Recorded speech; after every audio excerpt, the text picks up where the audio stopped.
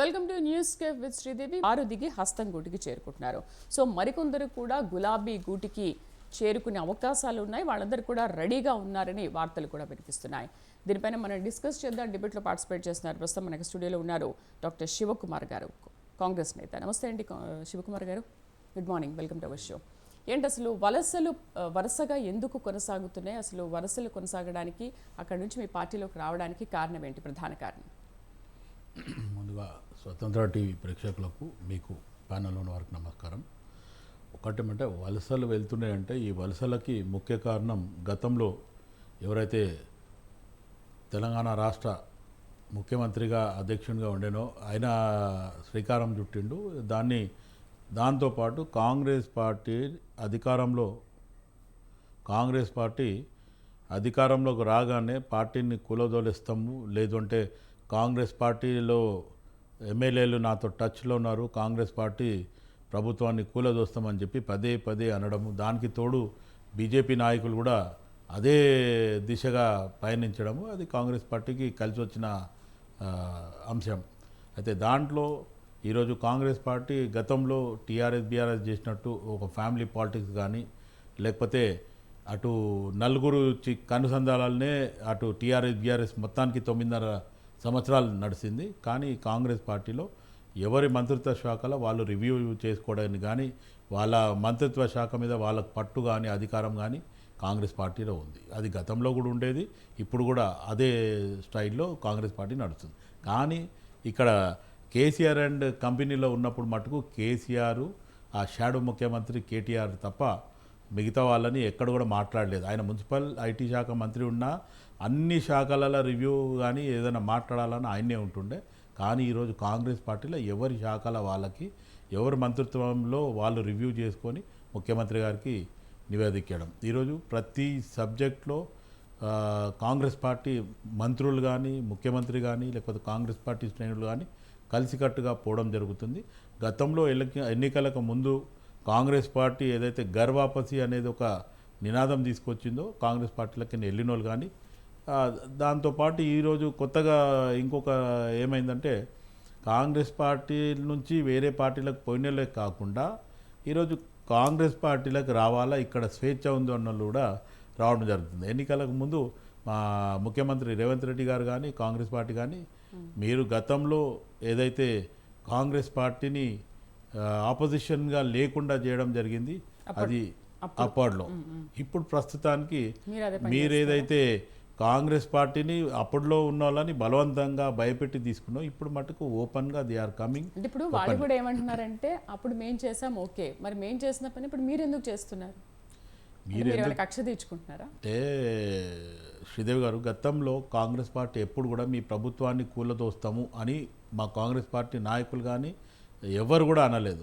కానీ అధికారంలోకి వచ్చింది, తెలంగాణ కాంగ్రెస్ పార్టీ ఇచ్చింది, సోనియా గాంధీ గ్రేట్ అని చెప్పిన ఇదే కేసీఆర్ గారు అదే కాంగ్రెస్ పార్టీలో గెలిచిన ఎమ్మెల్యేలను మొత్తాన్ని బీఆర్ఎస్లకు మలుచుకొని వాళ్ళని నయానా భయానా ఇచ్చి మొత్తానికి చేయడం జరిగింది. అది ఆల్రెడీ దాని మీద కేసు ఉంటే కూడా ఆ కేసు ఏం లేదు అసలు. ఇంకోటి ఏమంటే మొత్తానికి పార్టీ ఫిరాయింపుల చట్టం ఉండంగా కూడా ఈరోజు మనం గతంలో కూడా మన డిబేట్లో మాట్లాడిన పార్టీ ఫిరాయింపుల చట్టం ఉన్న తర్వాత కూడా పార్టీలకు తీసుకొని వాళ్ళకి మంత్రి పదవి ఇచ్చింది, అలవాటు చేసింది కేసీఆరే.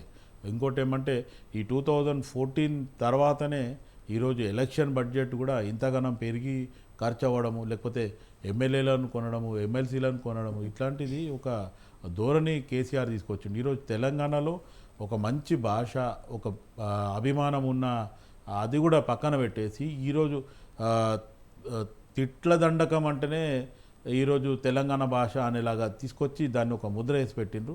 కానీ గతంలో కాంగ్రెస్ పార్టీ ఇప్పుడు మొన్న అధికారంలోకి వచ్చినాక ఏదైతే అసెంబ్లీ స్టార్ట్ చేసిన తర్వాత చూపిస్తే లేదు కాంగ్రెస్ పార్టీ ఏదైతే అసెంబ్లీలో వరవడి చూపించిందో, మాట్లాడే పద్ధతి చూపించిందో అది తెలంగాణ పద్ధతి ఇది. కానీ కేసీఆర్ అండ్ వాళ్ళ పార్టీలో ఎమ్మెల్యేలు వాళ్ళంతా చేసింది తప్పిదం అనేది ఈరోజు ప్రజలు చెప్పుకోవడం జరుగుతుంది. ఒకటి ఏమంటే 9.5 సంవత్సరాలలో వాళ్ళు చేయలేంది 7 నెలలనే చేయమని చెప్పి వాళ్ళు ఒత్తిడి తేవడం నిజంగా కూడా అది మంచి పద్ధతి కాదు. ఈరోజు ఖచ్చితంగా కాంగ్రెస్ పార్టీ ఏదైతే అధికారంలోకి వచ్చే ముందు కానీ అధికారంలోకి వచ్చినాక కానీ ఆ 6 గ్యారంటీస్ కానీ లేకపోతే రైతు రుణమాఫీ కానీ లేకపోతే రైతులకు ఇస్తున్న బోనస్ కానీ ప్రతిదీ కూడా ఇవ్వడానికి కాంగ్రెస్ పార్టీ సిద్ధంగా ఉంది. కాంగ్రెస్ పార్టీ ఎప్పటికప్పుడు రివ్యూ చేస్తూ ముందుకు పోవడం జరుగుతుంది. పాలనలో ఒక 1.5 మంత్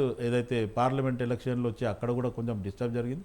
పార్లమెంట్ ఎలక్షన్ జరిగిన తర్వాత ఆ పార్లమెంట్ ఎలక్షన్లో చెప్పడం జరిగింది గేట్లు కొంచెమే ఎత్తినామని. గేట్లు మొత్తం పైకి ఎత్తితే కంప్లీట్గా టీఆర్ఎస్ బీఆర్ఎస్ ఖాళీ అవుతుందని కూడా చెప్పడం జరిగింది. అయితే ఇప్పుడు ప్రస్తుతానికి మొత్తానికి మొన్న 6 మంది ఎమ్మెల్సీలు కూడా వచ్చి జాయిన్ కావడం జరిగింది. చూద్దాం ఏం జరుగుతుంది అనేది. కాంగ్రెస్ పార్టీ ప్రస్తుతానికి చర్చలు జరుగుతున్నాయి అంటున్నారు. అంటే శ్రీదేవి గారు మొత్తానికి కాంగ్రెస్ పార్టీలో ఎట్లా అయిపోయిందంటే గతంలో 9.5 సంవత్సరాలలో మమ్మల్ని కనీసం మాట్లాడనివ్వలేదు. ప్రగతి భవన్లో ప్రతిపక్ష హోదా లేకుండానే చేయడం జరిగింది కదా. ఇప్పుడు తెలంగాణ ప్రజలు మిమ్మల్ని ఏలుమని చెప్పి అధికారంలో పెడితే మీరు ఈరోజు చేసింది మొత్తానికి లూటీ తప్ప ప్రజలకి చేసిన బెనిఫిట్ కంటే ఎక్కువ ఈరోజు తెలంగాణకు ప్రజలకు చేసిందే లాస్ ఎక్కువ. ఎందుకంటే ప్రతి దగ్గర ఎక్కడైనా వాళ్ళు ఏ స్కీమ్ పెట్టినా దీంట్లో మాకు పర్సంటేజ్ ఏమొస్తుంది అనేది మీరు ఏది తీసుకున్నా ఆఖరికి వస్తే ఫోన్ ట్యాపింగ్లో కూడా మాకు ఎక్కడ బెనిఫిట్ అవుతుంది, లేకపోతే ఎవరు డబ్బులు తీసుకుపోతున్నారో వాళ్ళని ఎలా బెదిరియాలా, లేకపోతే ఫ్యామిలీలో వాళ్ళు మాట్లాడుకునే టాక్స్ కూడా వీళ్ళు విని అది వీడియోలు మళ్ళీ వేరే వాళ్ళకి పంపించడంలో ఈరోజు కొన్ని సంసారాలు కూడా కూలిపోవడం జరిగింది. ఇటువంటి పరిస్థితుల్లో టీఆర్ఎస్ బీఆర్ఎస్ చేసింది ఇది పెద్ద తప్పిదము. అదే కాకుండా ఈరోజు బీజేపీ కూడా వాళ్ళతో పాటు ఏదైతే లోపాయి ఒప్పందకారం వల్లనే మొన్న ఎంపీ ఎలక్షన్లో కూడా ఖచ్చితంగా ఏదైతే టీఆర్ఎస్ బీఆర్ఎస్కి పడే ఓట్ అంతా బీజేపీకి ట్రాన్స్ఫర్ కావడంతో బీజేపీ వాళ్ళు ఇవాళ దినం ఖచ్చితంగా ఒక 2 సీట్లు ఉన్న వాళ్ళు ఈరోజు 8 ఎంపీ సీట్లు గెలుచుకోవడానికి అదొక అవకాశం ఉంది. ఇంకోటి ఏమంటే కవిత జైలు పోయిన తర్వాత ఈ రోజు వరకు కూడా కేసీఆర్ మాట్లాడడం లేదు, అటు నరేంద్ర మోడీ మాట్లాడడం లేదు. ఇప్పుడు ఆల్రెడీ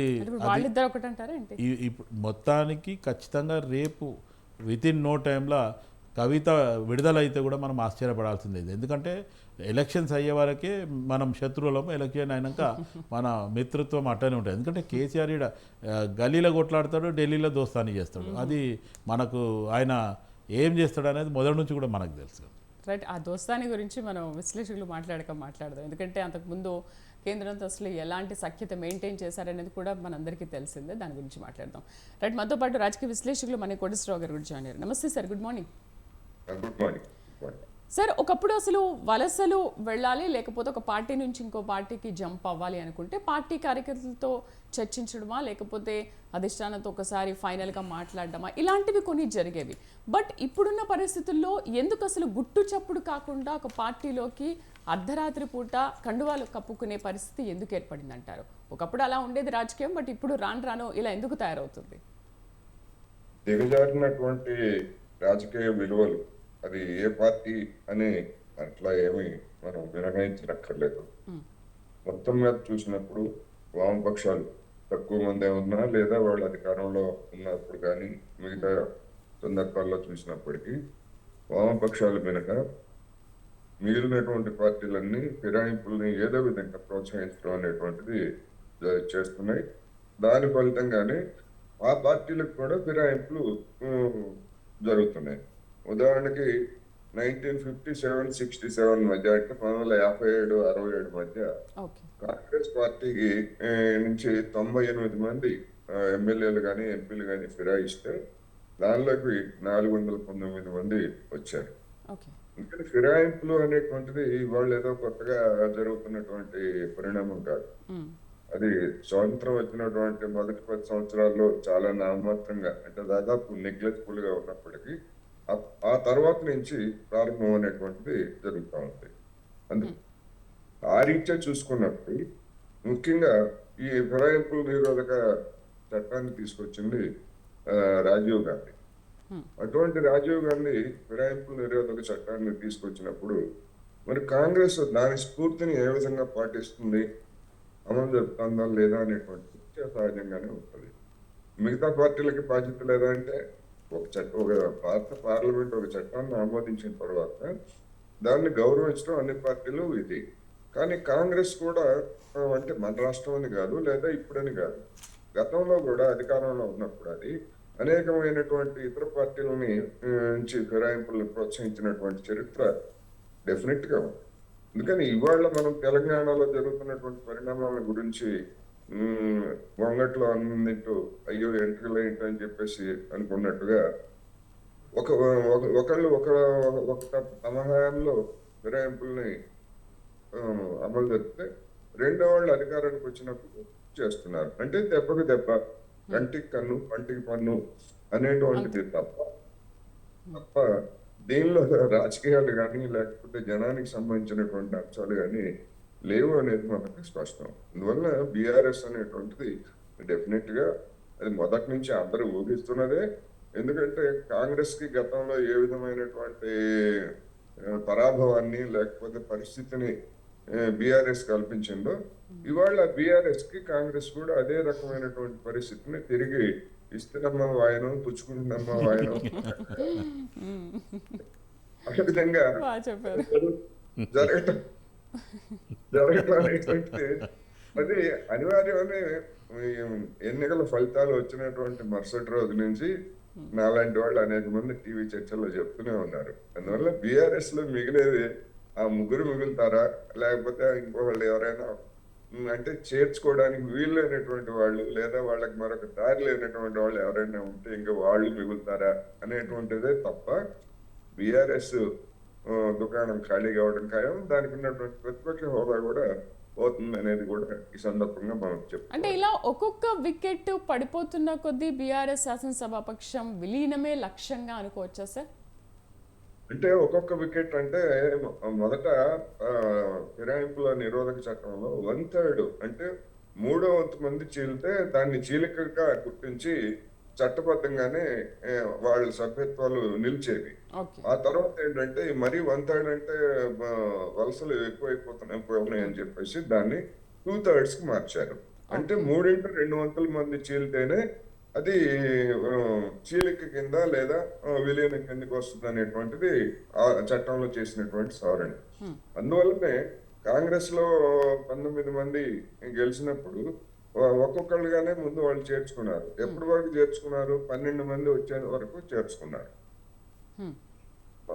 12-13 మంది వచ్చేంత వరకు చేర్చుకున్నారు. ఆ వచ్చినప్పుడు ఏంటంటే ఆ 13 మంది తోటి చీలిక చెప్పి స్పీకర్ చేత అఫీషియల్ గానే ముద్ర ఇచ్చారు. ఇది కాంగ్రెస్ పక్షం విలీనం, ఇదే మెజారిటీ మేమే అని చెప్పేసి వాళ్ళు అట్లా చేసుకున్నారు. ఇప్పుడు కూడా అదే 38 మందిలో 300 అంటే 26 మంది మినిమం కనీసం కావాలి. ఆ 26 మంది కావాలంటే ఆ 26 మంది వచ్చేంత వరకు ఒక్కొక్కళ్ళుగా చేసుకోవచ్చు, లేకపోతే టోకు వ్యాపారం లాగా టోకు బృందాలుగా ఎట్లయినా ఆ 26 మంది రావడం అనేటువంటి ఆ కట్ ఆఫ్ మార్కు. అప్పటి వరకు ఇది సాగుతూనే ఉంటుంది. మనలాంటి వాళ్ళకి రోజు చర్చలు, పత్రికల్లో రాసుకోవడాలు ఇవన్నీ ఒక ఎంటర్టైన్మెంట్ గా కూడా ఉంటుంది అనేది మనం అర్థం చేసుకోవాలి. ఆ సంఖ్య వచ్చేంత వరకు ఇది జరుగుతుంది. తర్వాత స్పీకర్ వెంటనే దానికి ఆమోద ముద్ర ఇస్తారు. అప్పటి వరకు మా వాళ్ళని అనర్హులు చేయడని ఎవరైనా పిటిషన్లు ఇచ్చినా, హైకోర్టుకి వెళ్ళినా, సుప్రీంకోర్టుకి వెళ్ళినా ఏ పార్టీ కూడా చేసేది ఏం లేదు. ఎందుకంటే హైకోర్టులు, సుప్రీంకోర్టులు ఇటువంటి విషయాల్లో స్పీకర్దే అధికారం, మాకు అధికారం లేదని చెప్పేసి చేతులు ఎత్తేసాయి గతంలో కూడా. శివగారు ఏంటి ఇప్పుడు మీకు మీ సంఖ్య వచ్చే వరకు కూడా మీరు ఇలాగే కొనసాగిస్తూ ఉంటారా ఆ వలసల్ని? అంటే మీ పథకాలు లేకపోతే మీ మాటలతో వాళ్ళని ఆకర్షిస్తూ ఉంటారా? మొత్తానికి కాంగ్రెస్ పార్టీ ఏదైతే పథకాలు ఇచ్చిందో ఆ పథకాలని ప్రజాపాలనలో ఏదైతే చేస్తామని చెప్పినామో ప్లస్ ప్రజలకు ఏదైతే హామీ ఇచ్చినామో ఆ హామీ పూర్తి చేస్తూ పోతుంటాం.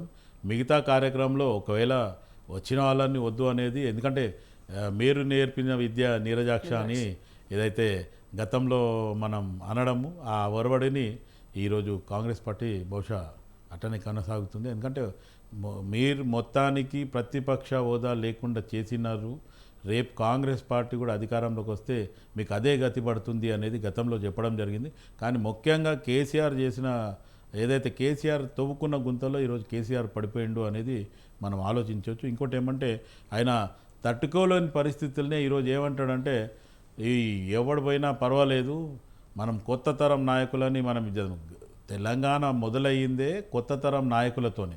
గతంలో 2014లో కానీ 2018లో కానీ గెలిచిన వాళ్ళు మెజారిటీగా కొత్త వాళ్ళే.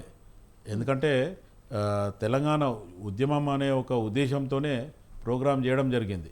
కానీ ఈరోజు కేసీఆర్ వచ్చిన తర్వాత మొత్తానికి ఏదైతే తెలంగాణలో పాల్గొని తెలంగాణ కావాలన్న వాళ్ళని పక్కన పెట్టి తెలంగాణ ద్రోహులని లేకపోతే తెలంగాణ మీద వ్యతిరేకంగా మాట్లాడాలని తీసుకొచ్చి అక్కడ అధికారం పెట్టి మొత్తం నడిపేయడం జరిగింది. అంటే పద్ధతి అంతా ఒక రివర్స్గా తీసుకొని పోవడం జరిగింది. ఈరోజు ఎక్కడ కూడా పాలనలో కానీ ఒక ముఖ్యమంత్రిని ఒక 30-35 సంవత్సరాల నుంచి ఒక ప్రగతి భవన్లను లేకపోతే ఫామ్ హౌస్లో పండుకున్న ముఖ్యమంత్రి ముఖ్యంగా నేను చూసినంత మటుకు ఒక 83 నుంచి ఇప్పటివరకు ముఖ్యమంత్రులు చాలామంది చూడడం జరిగింది. కానీ ఇటువంటి ముఖ్యమంత్రిని ఒక కేసీఆర్ని చూడడం జరిగింది. ఎందుకంటే ఫామ్ హౌస్లో పండుకోనో లేకపోతే ప్రగతి భవన్లో పండుకోను, నేను ఎక్కడ ఉంటే అక్కడనే పాలన చేస్తా అన్న ముఖ్యమంత్రి ఫామ్ హౌస్ మీటింగ్లు కూడా పెడుతున్నారు. అయినప్పటికీ కూడా ఆ మీటింగ్లు ఏమీ సక్సెస్ అవ్వట్లేదు. మీరు భరోసా ఇస్తున్నారు వెళ్ళకండి అని చెప్పేసి మీటింగ్స్ పెడుతున్నారు. అయితే శ్రీదేవి గారు ఈ పని ఎప్పుడు చేయాల్సింది? తెలంగాణ వచ్చిన తర్వాత లేకపోతే ఆయన రెండోసారి ముఖ్యమంత్రి అయినాక అయినా సరే ప్రజలతో పాటు. గతంలో శ్రీదేవి గారు మీరు నమ్మండి నమ్మకపోండి, కేసీఆర్ గారికి స్వయాన నేను కూడా సూచన సలహాలు ఇవ్వడం జరిగింది. గతంలో మా రాజశేఖర రెడ్డి గారు ముఖ్యమంత్రిగా ఉన్నప్పుడు ఇది ఇప్పుడు ఏదైతే ముఖ్యమంత్రి నివాసం ప్లస్ క్యాంప్ కమ్ రెసిడెన్స్ అని ఉన్నప్పుడు అదే దాన్నే మళ్ళీ తీసుకువచ్చి నువ్వు 100 కోట్లు పెట్టి రిపేర్ చేయాల్సిన అవసరం లేదు. మొత్తానికి ప్రజలతోని రాజశేఖర రెడ్డి గారు ఎట్లయితే మమేకం అవుతుండేనో కలుస్తుండేనో వాళ్ళ నుంచి ఫీడ్బ్యాక్ తీసుకుంటున్నానో ఏం జరుగుతుంది అనేది తీసుకుంటే పరిపాలన ఇంకా మంచిగా చేయడానికి అవకాశం ఉంటుందని చెప్పి రాసి ఇవ్వడం జరిగింది. ఎందుకంటే కొత్త రాష్ట్రం వచ్చిన తర్వాత గతంలో మీరు కాంగ్రెస్ పార్టీ అట్లా చేసింది ఇట్లా చేసింది అని చెప్పి మీరు అన్నారు. కానీ తెలంగాణ ఒక కొత్త రాష్ట్రము, ఒక కొత్త సిస్టమ్గా మీరు తీసుకుపోండి అని చెప్పి రాసి ఇవ్వడం జరిగింది. అది ఇప్పటి వరకు కూడా ఒకసారి అది కూడా టీవీలోనే మాట్లాడినట్టు నాకు గుర్తు. ముఖ్యమంత్రి ఎవరిని కలిసింది లేదు.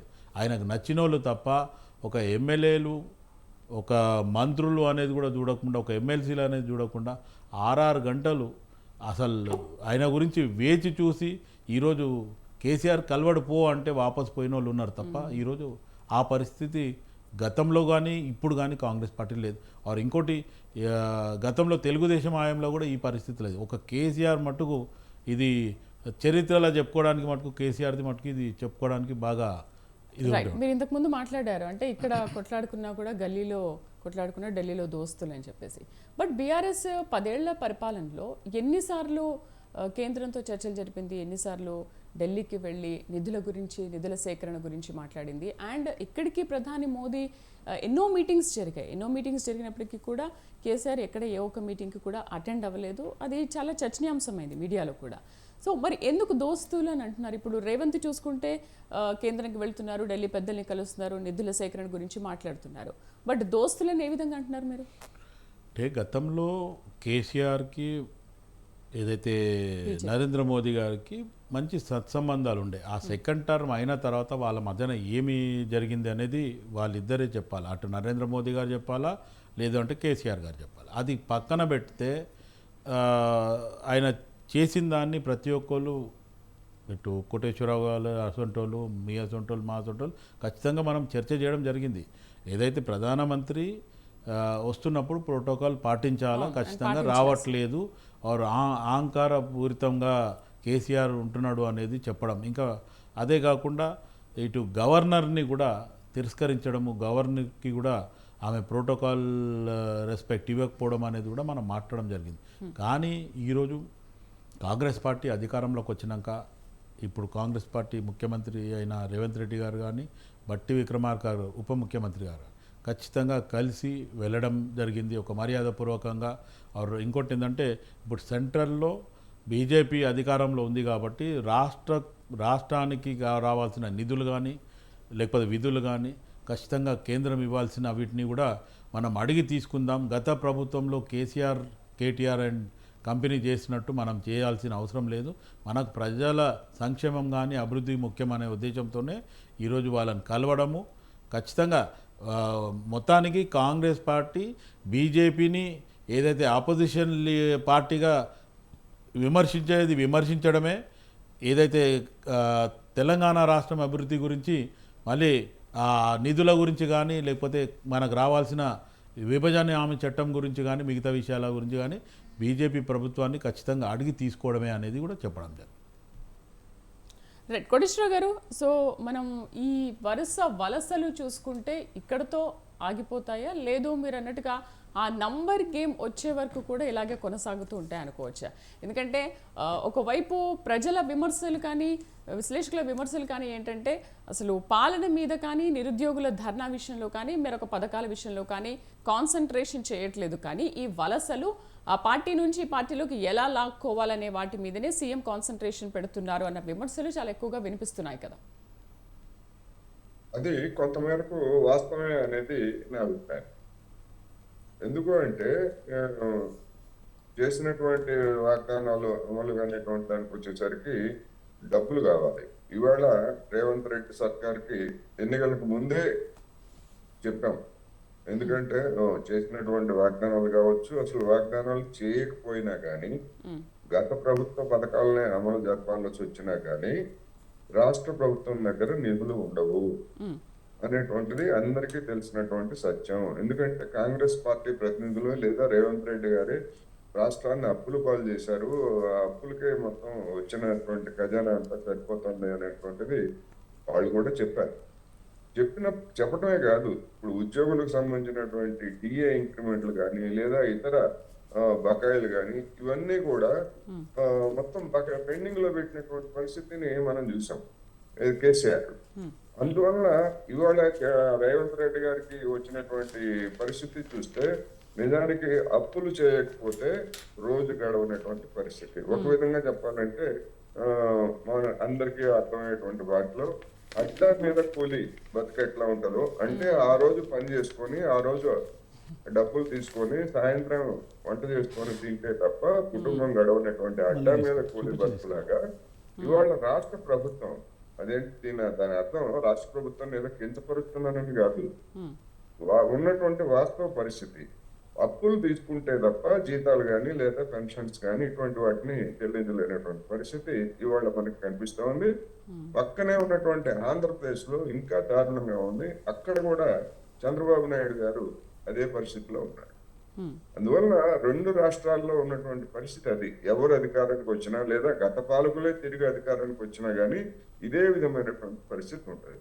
అందువలన ఈ కొంచెం జనం దృష్టిని డైవర్ట్ చేయడానికి కూడా ఇటువంటిది పనికొస్తే, అసలు డైవర్ట్ చేయడానికి అని కాదు కానీ ఒరిజినల్ గానే వీళ్ళకి ఆ ప్లాన్ డెఫినెట్ గా ఉన్నది. కేసీఆర్ కి గుణపాఠం చెప్తాం అనేటువంటిది. ఎందుకంటే కేసీఆర్ చేసినటువంటి తప్పులు 1-2 కావు. మునుగోడులో ఈటల రాజేందర్ ఆయన రాజీనామా చేసి బీజేపీ తరఫున పోటీ చేస్తే మన కేసీఆర్ కి గుణపాఠం చెప్పడానికి ఆ రోజే రేవంత్ రెడ్డి గారి నాయకత్వంలో ఉన్నటువంటి పిసిసి మొత్తం వాళ్ళ ఓట్లన్నింటినీ కూడా కేటీఆర్ కి మన రేవంత్ రెడ్డి మన ఈటల రాజేందర్ కి వేయించి కేసీఆర్ కి గుణపాఠం చెప్పారనేది బహిరంగ రహస్యం. వల్ల ఇవన్నీ జరుగుతున్నటువంటి క్రమంలో ఇక్కడ గమనించాల్సింది ఏంటంటే మన టీవీ చర్చల సందర్భంగా నేను ఒక విషయాన్ని పదే చెప్పాను. ఈ రాష్ట్రంలో అసంఘటిత రంగ కార్మికులు దాదాపు 1 కోటి మంది ఉన్నారు. హైదరాబాద్ నగరం కానీ లేదా గ్రామీణ ప్రాంతాల్లో ఉన్నటువంటి వ్యవసాయ కార్మికులు కానీ వాళ్ళందరికీ ఉమ్మడి రాష్ట్రంలో అంటే 2006, 2012 లోపల వేతనాలను సవరించారు తప్ప బంగారు తెలంగాణ వచ్చిన తర్వాత ఇక్కడ కానివ్వండి లేదా ఆంధ్రప్రదేశ్ లో కానీ అంటే 2012కి ముందు రాష్ట్ర విభజనకు ముందు చేసినటువంటి వేతన సవరణలు తప్ప ఇంతవరకు ఒక్క పైసా కూడా అసంఘటిత రంగ కార్మికులకు వేతనాలు పెంచుతూ తీసుకున్నటువంటి చర్యలు లేవు. Right. అందుకని రేవంత్ రెడ్డి సర్కార్ కూడా గత 10 ఏళ్లలో ఏవైతే కేసీఆర్ ప్రభుత్వం దీని మీద పట్టించుకోకుండా ఉందో ఇప్పుడు కూడా ఈయన కూడా అదే పరిస్థితిలో ఉన్నారు. దీనివల్ల రాష్ట్ర ఖజానాకి ఏమైనా భారం పడుతుందా? ఒక్క పైసా పడదు. ప్రైవేట్ రంగంలో ఉన్నటువంటి సంస్థలు, పరిశ్రమలు కావచ్చు, వ్యాపారాలు కావచ్చు, వాటిల్లో పనిచేసేటువంటి వాళ్ళకి వేతనాలు పెంచడం అనేటువంటిది, తద్వారా రాష్ట్ర ప్రభుత్వ ఆదాయం కూడా పెరుగుతుంది. వాళ్ళకి అదనపు ఆదాయం వస్తే జిఎస్టి రూపంలో లేదా ఇతర పన్నుల రూపంలో ఆదాయం కూడా పెరుగుతుంది. అందుకని అటువంటి వాటి గురించి ఎందుకు ఆలోచించట్లేదు అనేటువంటిది ఈ సందర్భంగా కూడా నేను దృష్టికి తీసుకొస్తున్నాను. అందుకని మీరు చెప్పినటువంటి డైవర్షన్, రెండోది ఎట్లాగో ప్లాన్ కూడా ఉందనేది రైట్. మనతో పాటు బీఆర్ఎస్ రాష్ట్ర నాయకులు పోలపల్లి రామ్మూర్తి గారు జాయిన్ అయ్యారు. గుడ్ మార్నింగ్ అండి రామ్మూర్తి గారు. గుడ్ మార్నింగ్ అండి. రామ్మూర్తి గారు, ఏంటి అసలు భరోసా ఇస్తున్నప్పటికీ కూడా భవిష్యత్తు మనదే, నెక్స్ట్ బీఆర్ఎస్ దే అని చెప్పినప్పటికీ కూడా చెప్పిన రెండో రోజుకే ఈ వలసలు అనేవి వరుసగా కొనసాగుతూనే ఉన్నాయి. మరి ఎందుకు దీనికి అడ్డుకట్ట వేయలేకపోతున్నారు? అడ్డుకట్ట వేసినప్పటికీ కూడా వెళ్ళిపోవడానికి రీజన్ ఏంటి? ఇప్పుడు ఏంటంటే పార్టీ ఫిరాయింపులు ఇప్పటి నుంచి లేవండి. ఇప్పుడు మనం చూసుకుంటే 67, అదేవిధంగా 71లో సార్వత్రిక ఎన్నికల్లో కేంద్ర సమైక్య పార్లమెంట్కి ఎన్నికైన 4,000 మందిలో దాదాపు సగం మంది అప్పుడు వేరే పార్టీలకు జంప్ కావడం జరిగింది. అప్పటి నుంచి జరుగుతున్నాయి. ఏంటంటే ఇప్పటి నుంచిలే కాదు, కానీ ఇప్పుడు ఏంటంటే ఇప్పుడు జరుగుతున్న పరిస్థితిని ఏదైతే ఓన్లీ బీఆర్ఎస్కి వెళ్ళబోతుందో ఇక మిగతా పార్టీకి వెళ్ళిపోవట్లేదని ఇది తప్పుడు సంకేతం పంపుతుంది. ఎందుకంటే తీసుకున్నారు కదా, నేను చెప్తాను. గతంలో పొన్నాల లక్ష్మయ్య ఏదైతే కాంగ్రెస్ నుంచి వెళ్ళి మన బీఆర్ఎస్ లోకి జాయిన్ అయిన రోజు అదే రేవంత్ రెడ్డి ఏమన్నారు, ఈ ముసల్తనానికి ఎందుకు సంస్థ కల్పిస్తున్న వాళ్ళు ఎందుకు పార్టీ చేసేస్తాను. అదే రేవంత్ రెడ్డి మరి ఈ పోచారం శ్రీనివాస్ రెడ్డి ఇంటికి పోయి మరీ కాలు మొక్కి జాయిన్ చేసుకోవాల్సిన అవసరం ఉన్నది. ఎందుకంటే ఇప్పుడు జరుగుతున్నది ఏంటంటే ఆయనకు అభద్రతా భావం ఏర్పడ్డది. ఎందుకంటే ఆయన సొంత ఎమ్మెల్యే నమ్మట్లేదు. ఒకవేళ ఆయన సొంత ఎమ్మెల్యే మీద నమ్మకం ఉంటే ఈ జైనింగ్స్ అవసరం లేదు. ఇప్పుడు ఈ జైనింగ్స్ ఎందుకు ఆయన ఇప్పుడు మొన్న ఇది మొన్న రాత్రి 12 గంటలకు ఏదో ముహూర్తం అని పెట్టుకొని 6 ఎమ్మెల్సీలు 6 కోట్లకు ఒక్కొక్కరికి ఉన్నాయి. ఆయన రికార్డ్ చెప్తుంది. 6 కోట్లకు 6 ఎమ్మెల్సీలను తీసుకుపోయి ఆయన రంత కలుపుకున్నాడు. ఇప్పుడు ఎమ్మెల్సీలను కలుపుకోవాల్సిన అవసరం ఉన్నది. ఎందుకంటే మానసికంగా బీఆర్ఎస్ పార్టీని బలహీనం చేద్దామన్న ఆలోచన తప్ప, ఇప్పుడు ఈయన ఏమన్నాడు, ఆ గోడ మీద వాళ్ళ కాకి ఈ గోడ మీద వాళ్తే కాల్చి పడేస్తాను. అదే విధంగా రాజీనామా చేయకుండా పార్టీ చేంజ్ అయ్యి మా పార్టీకి వస్తే రాళ్లతో కొట్టి చంపండి అన్నాడు. ఇప్పుడు ఆయన కొడతారా రాళ్లతో, ఇక్కడ ఉన్న కాంగ్రెస్ నాయకులు కొడతారా, లేకపోతే జనాలు కొడతారా, ఇక వాళ్ళ విజ్ఞతకి వదిలేస్తున్నారు. ఇప్పుడు ఇలాంటి మనం ఏంటంటే ఏదైతే చెప్పినామో ఒక ముఖ్యమంత్రి అనేది ఇప్పుడు గతంలో ఆయన ఇచ్చిన మాటలు ఏంటి, ఇప్పుడు ఆయన డైవర్షన్ పాలిటిక్స్ ఏంటి, ఇప్పుడు ఈ 6 గ్యారెంటీలు ఉన్నాయి. ఈ 6 గ్యారెంటీల మీద కాన్సన్ట్రేషన్ పోవద్దు అని. ఎందుకంటే ఇప్పుడు చాలా జరిగినాయి. ఎందుకంటే ఇప్పుడు కళ్యాణ లక్ష్మి ఉన్నాయి, దాదాపు 2 లక్షల పెళ్ళైన 7 నెలలు అవుతుంది గవర్నమెంట్ వచ్చి. ఇప్పుడు ఆ 2 లక్షల తులాల బంగారం దాదాపు 80 నుంచి 90 వేల కాస్ట్ అయిపోయింది అది బంగారం. ఇప్పుడు ఆ 2 లక్షల తులాల బంగారం ఎప్పుడు ఇస్తాడు?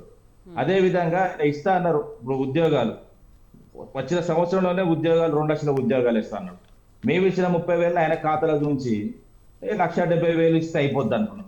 సరే 1,70,000 ఇప్పుడు ఇస్తే ఇప్పుడు 7 నెలలు అయిపోయింది, ఇంకా 5 నెలలే ఉంది. ఇప్పుడు నోటిఫికేషన్స్ ఎప్పుడు వేస్తారు, అదే విధంగా పరీక్ష ఎప్పుడు నిర్వహిస్తారు, అదే విధంగా ఇప్పుడు మా ఉద్యోగాలను ఏదైతే ఇచ్చేటప్పుడు ఏదో నియామక పత్రాలు ఎల్బీ స్టేడియంలో టెంట్లు వేసి ఇచ్చారు కదా, ఇప్పుడు వీళ్ళు టెంట్లు ఎప్పుడు వేస్తారు? నేను అడిగేది ఏంటంటే ఎల్బీ స్టేడియంలో ఎప్పుడు టెంట్ వేసి 5 నెలలే ఉంది. ఇప్పుడు ఈ 5 నెలల నువ్వు ఎప్పుడు చేస్తావు? ఇవన్నీ ఏంటంటే ఇవన్నీ కాన్సన్ట్రేషన్ ఏదైతే జనాల్లో ఇప్పుడు ఎందుకంటే నిరుద్యోగులు ఆల్రెడీ రోడ్ల మీదకి వచ్చారు. అదే విధంగా అంగన్వాడీ వాళ్ళు చేస్తున్నారు. అదే విధంగా ఏడబ్ల్యూ ఉద్యోగులు ఆల్రెడీ వాళ్ళ జీతాలు వస్తలేవని వాళ్ళు రోడ్ల మీదకి వచ్చింది. మేము ఫస్ట్ తారీఖే జీతం ఇస్తామని మొత్తం మభ్య పెడుతున్నారు. చాలా ఉద్యోగస్తులు ఆల్రెడీ జీతాలు రావట్లేదని వాళ్ళు బహిరంగంగానే మోకాల మీద కూడా వాళ్ళ ఇంటి ముందు పోయి కూడా చేయడం జరుగుతున్నది. ఇవన్నీ ఉన్నాయి. ఇప్పుడు ఇవన్నిటిని కాన్సన్ట్రేషన్ వాటి మీద పోకుండా ఏం చేస్తున్నట్టే డైవర్ట్ రోజుకొకటి. ఇప్పుడు పాలల్లో విషయం కలిపినట్టు ఏదైతే తెలంగాణ అభివృద్ధి కేసీఆర్ గారు చేసిన తర్వాత ఇప్పుడు మేము అప్పులు చేసాం, ఒప్పుకుంటాం. ఇప్పుడు కోటేశ్వరరావు అన్న గారు అప్పులు బాగా చేసిండ్రు, అది అప్పులు చేసాం. మేము అప్పులు చేసి కాళేశ్వరం కట్టాం, అప్పులు చేసి రోడ్లు వేసాం, అప్పులు చేసి ఇన్ఫ్రాస్ట్రక్చర్ పెంచాం.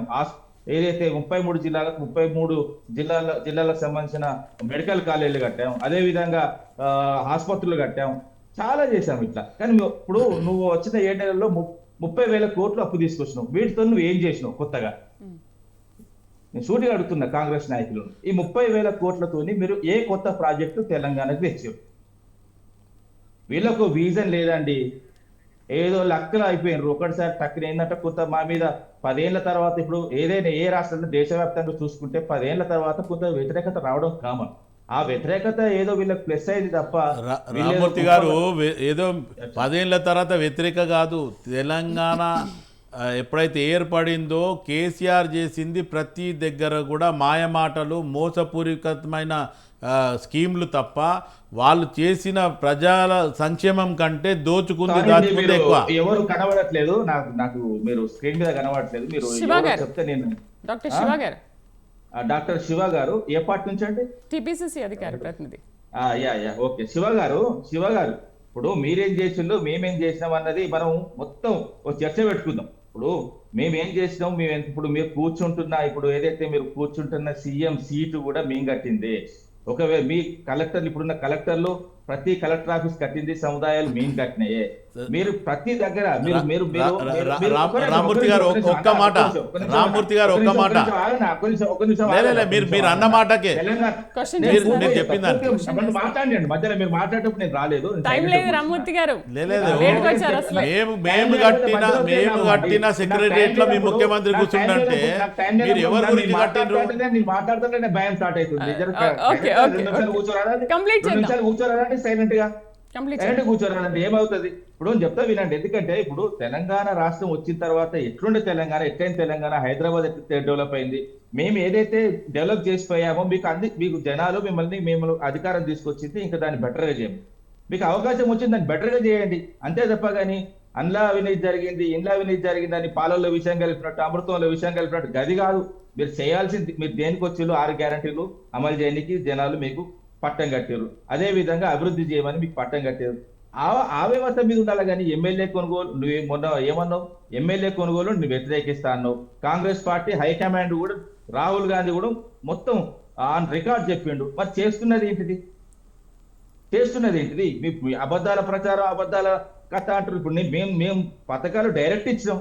ఇప్పుడు ఏదైతే మహిళలకు వృద్ధాప్య పెన్షన్లు డైరెక్ట్ ఇచ్చినాం, అదేవిధంగా కళ్యాణ్ లక్ష్మి డైరెక్ట్ అకౌంట్ వేసినాం, అదేవిధంగా రైతులకు రైతు బంధు డైరెక్ట్ చేసినాం, అదే విధంగా రైతు బీమా డైరెక్ట్ చేసినాం. ఎక్కడ అవినీతి లేకుండా చూసుకున్నాం.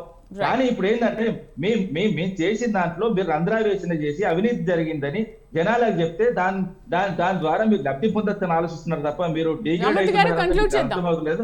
గ్రామ స్థాయిలో మీ మీద ఘోరమైన వ్యతిరేకత స్టార్ట్ అయింది. ఎందుకంటే మొన్న కూడా చూసుకోవచ్చు, ప్రతి నియోజకవర్గంలో మీకు ఓటు బ్యాంక్ తగ్గింది. ఎందుకంటే అక్కడ మీకు తగ్గిన కాడ కొంచెం బీజేపీ ప్లస్ అయింది. మాకేంటంటే ఇప్పుడు మేము ఇది మొన్న జరిగిన ఏదైతే పార్లమెంట్ ఎన్నికలు కూడా ఇప్పుడు ఏంటంటే ప్రధానమంత్రి ఎన్నికలు కాబట్టి కొంత తేడా కనబడదు. అంతే తప్ప కానీ మీకు కూడా 13 పోటీ చేసిన కాడ వాళ్ళకి సున్నాలు వచ్చినాయి. అదే విధంగా ఏదైతే బీజేపీ ఉన్న కాడ వాళ్ళకు కూడా సున్నాలు వచ్చినాయి. సున్నాలు వచ్చిపోలేదు. మా దాంట్లోకి ఎంతమంది పోతే అంతమంది పుడతారు. మాది దాదాపు 30 లక్షల ఏదైతే సభ్యత్వాలు ఉన్న పార్టీ మాది. ఇంకోటి ఏంటంటే మా ద్వితీయ క్యాడర్ చాలా పెద్దగా ఉన్నది.